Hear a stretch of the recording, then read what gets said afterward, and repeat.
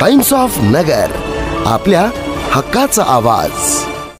गेल्या अर्धा पाऊण तासापासून काय सांगता? आज सकाळी कोतवाली पोलीस ठाण्याच्या हद्दीमध्ये रोडवरती रांगोळी रांगोळी काढलेली होती, त्या रांगोळीच्या वरून मुस्लिम समाजाच्या लोकांनी त्याच्यावरती आपत्ती दाखवलेली होती आणि त्यावरून एक गुन्हा नोंद केलेला होता आणि ज्यांनी रांगोळी काढलेली होती त्याच्याविरुद्ध त्याला अरेस्ट पण केलेलं होतं। त्यानंतर काही मुस्लिम लोक जे आहे कोटला या ठिकाणी जमा झाले आणि त्यांनी रस्ता रोको केलेलं होतं। त्यांना तिथून निघून जाण्याचा आपण सूचना केली, त्यांना विनंती केली आणि तरीसुद्धा ते तिथून निघून जात नव्हते। त्यातल्या काही लोकांनी जे आहे दगडफेक सुरू केली।